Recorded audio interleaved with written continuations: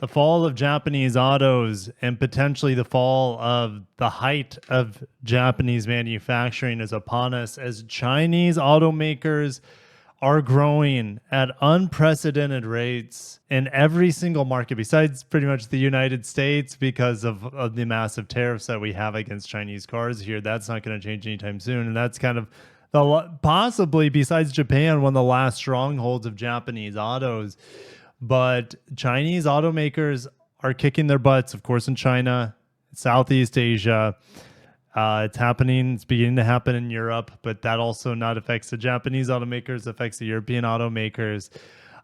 So, guys, we're going to go down a long rabbit hole with this Bloomberg article because it's really worrying. If you're a fan of Japanese cars or if you are an employee of a Japanese automobile company, there's just not a lot of good news with the shrinking market share of these Japanese autos. If you guys enjoy this sort of news, smash the like button, subscribe for more auto industry updates, and let's get into this article. So Japanese automakers have suffered the biggest market share drop in China between 2019 and 2024, but not just in China, also in Thailand, Malaysia, Indonesia, so all of Southeast Asia. I mean, Vietnam's not in here, but you could probably throw them in there as well. Laos is not in there, but etc. The biggest car markets, Southeast Asia, are being taken over by the Chinese. Check out this graph. Red is the Japanese. Okay, they're dropping in China about 9 percentage points of market share. Indonesia 6 points, Thailand 12 points, Singapore 18 points, Malaysia 5 points of market share. Look, I mean, literally since 2020 to 2024, an unbelievable rise in their home country.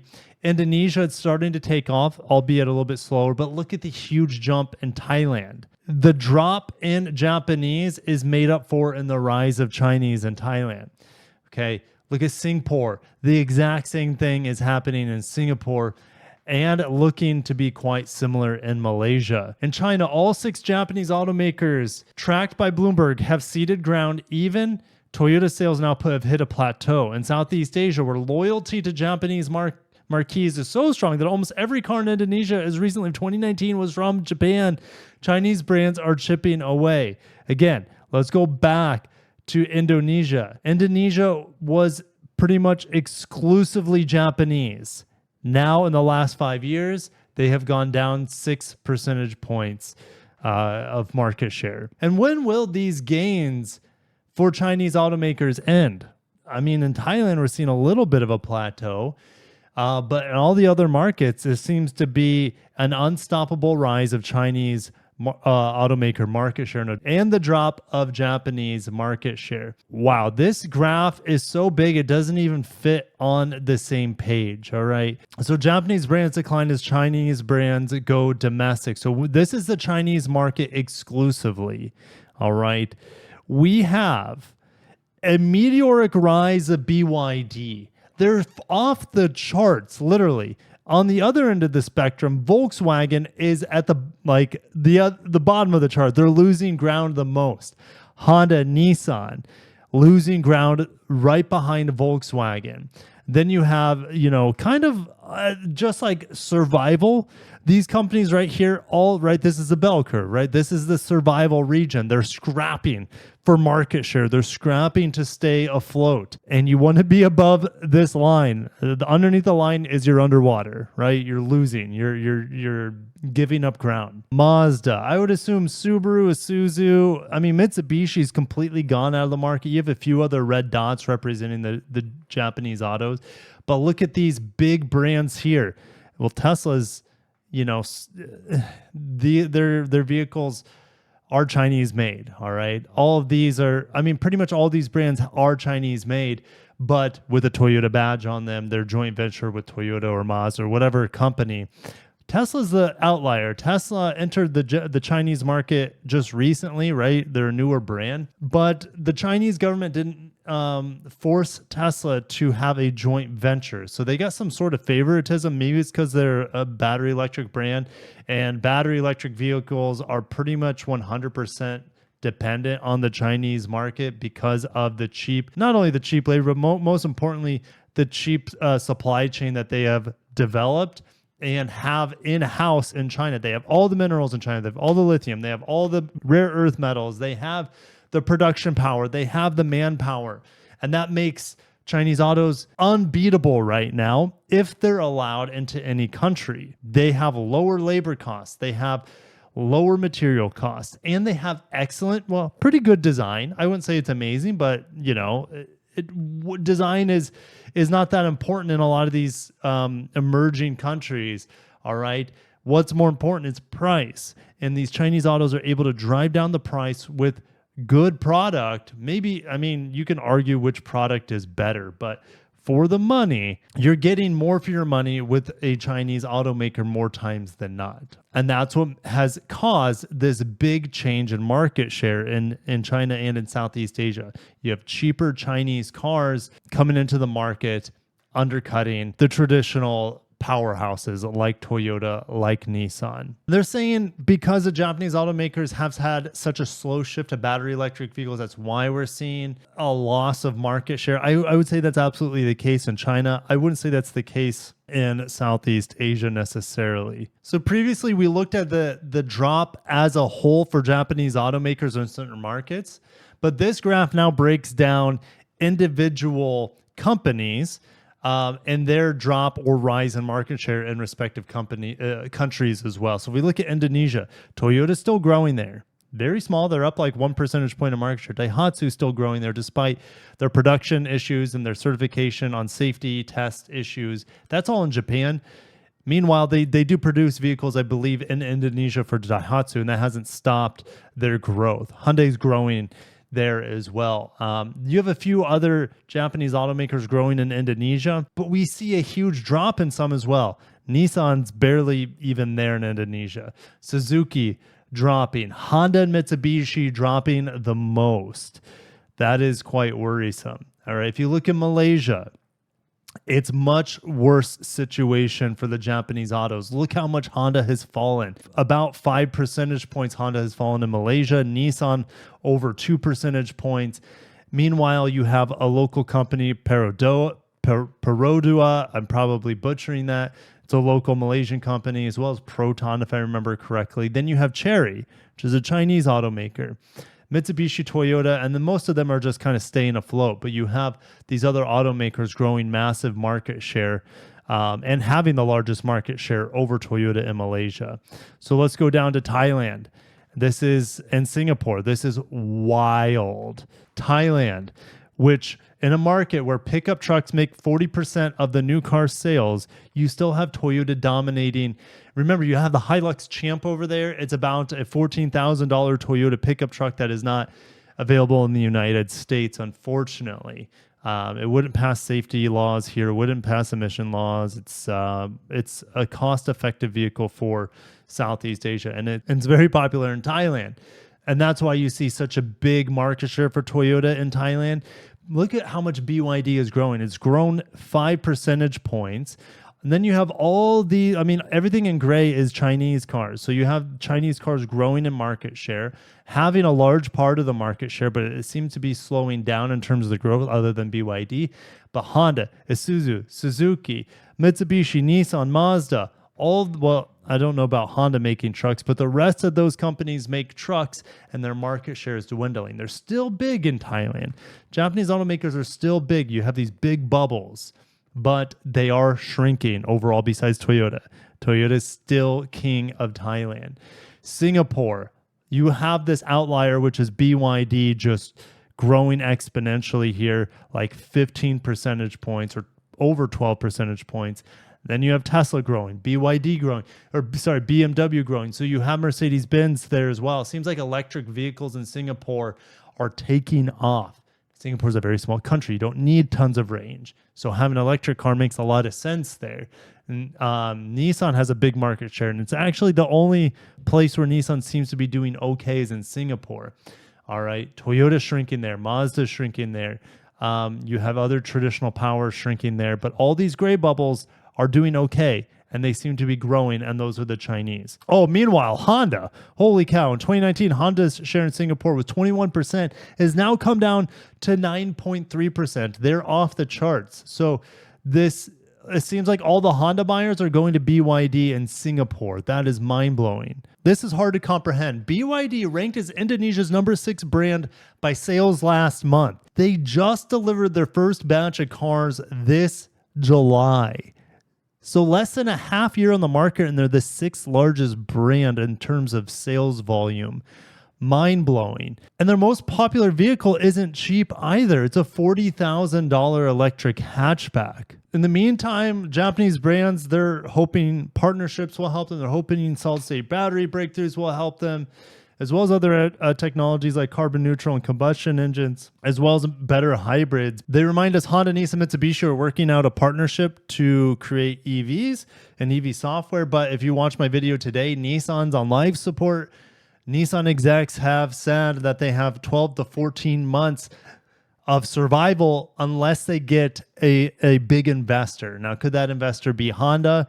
Could Honda, about the same size of company as Nissan, save them? I wouldn't bet on it. So this graph took me a while to understand, and it's still hard to kind of wrap my head around, but this is a Chinese market, and this is a shift to EVs, okay? On the bottom, this is annual car sales by the millions. The red dots represent the Japanese in China. And you can see they're all regressing. They're all going from right to left, meaning they're selling less cars year over year. And also look that this is just the last 4 years from 2018 to 2022. Now, we don't know 23 or 24, but it would make this graph even worse. I guarantee you, because Mitsubishi's still on this list. They were still selling cars in China in 2022. Mitsubishi is no longer selling cars in China at the end of 2023. Okay, so Toyota giving up ground. All these traditional automakers, Volkswagen, GM, Hyundai, they're giving up ground. Meanwhile, you see BYD growing a huge amount, but it's going from about, let's say, 500,000 cars to 2 million cars, right? That's about a 4-fold increase in 4 years. They're way past that now, keep in mind. Again, this ends in 2022. But what do we see here? Well, we see about 30 models of EVs available for BYD, and at the end of 2022, they have over 60 models. That's how I'm reading this. And the traditional automakers have such a small increase of EVs while selling less models year over year. And then you have this strange area in the middle where these automakers are, well, they're offering a ton more models. Notice there's not a lot of horizontal gain here. They're not selling that much more cars, but you have all these dots kind of appearing out of nowhere and selling tons more EVs and more variety. And this is the most worrisome graph. And this graph is even more drastic as we end 2024, to keep that in mind. In 1998, Japan was the largest country in the world for automobile production. They produced more than US, they produced more than Germany. And look, from a 25-year span, China comes out of nowhere. China had 1% of the production of automobiles worldwide. What happened in 25 years where China went from making 1% of the cars in the world, now in 2024, over 40% of the cars in the world? What happened? Well, China was an emerging country. And so China says, hey, yes, you can sell cars here, but you have to make a joint venture with a local Chinese company. All right. So in the meantime, the Japanese, the Europeans, and the Americans were selling and making tons of money on cars in China as production grew and blossomed, as the potential buying market kept growing and blossoming. And once the Chinese figured out how to make cars on their own, through all the methods, all the production methods across the world were poured into China, from the United States to Japan to Germany. Not only all the production methods, but all the know-how of how to make cars, how to make engines, how to make microchips. All that industry blossomed in China. Then you have the low wages, okay? So what started happening too is that the Germans or the Europeans, the Japanese, and the Americans started making cars in China and exporting them because it was cheaper to make them there. Now, the problem is that all the economies that used to rely on automobile production, such as Japan, the United States, Germany, your other European countries, in the pursuit of cheaper labor, the Chinese have blossomed and everyone else has diminished. And therefore, the economies, you could say, of Japan and the United States and the European countries have also diminished, all right, due to the lack of production of automobiles. Mobility is key for commerce. It's key for a healthy economy. And if you're no longer producing automobiles, I would say your economy is going to take a hit. All right. I'm not obviously, with how I'm speaking, I'm not a professional economist. China figured this out. They lured everyone in. They said, hey, we want your cars to be sold here, but you got to help us out. You got to partner with us. And now they have control of the worldwide global automobile production. They have control of the supply chain on EVs, which they've helped push EV mandates to other countries so people would be more reliant on their exclusive supply chain. Right? They say China's advantage in low-cost batteries and firms' ability to set up supply chains overseas as they target other markets give them an edge in Southeast Asia, Middle East, and Africa. Okay, so you could say maybe some of the less wealthy markets. I know like there's a ton of wealth in certain parts of Southeast Asia, Middle East, and Africa, but overall it's not quite as wealthy as Europe, the United States. And so China's just going to keep growing in those countries, in those markets that don't have as much money to spend on automobiles, so they buy cheaper Chinese cars. I just don't know when this is going to end. I think production will, China has other than automobiles, automobiles is a more difficult thing to ramp up production. That's why it's taken them, I think it's a very short amount of time, but it took them about 20 years to dominate the automobile production in the world. But they already have production for just about everything else in China. So it's only a matter of time before that happened on automobiles. China owns production for just about everything on a huge scale. Automobiles was one of the biggest and most lucrative things that eluded them. Not anymore. They are the ones in control of automobile production in the world, and everyone else is trailing them. Meanwhile, in the United States, it's essentially illegal for the Chinese to sell cars here. The tariffs are one thing, but also the government has mentioned that they are going to ban hardware and software from the Chinese in automobiles to protect the automobile markets stateside. Anyways, this is a very concerning topic. Not necessarily for me, because automobile news is always going to be there, but it's a concerning topic for Japanese autos. It's a concerning topic for United States autos, for German autos. Anyone who's not Chinese or based in China is going to suffer. Now, is the only answer here to dance with the devil and to exclusively start making cars in China if you're all these other automakers due to the low wages there and the better supply chain, and then just export those vehicles around the world? That's what China does for everything else, right? I'll see you guys in the comments. I got to shut it down. Thank you guys for watching. Take care of yourselves. Peace out.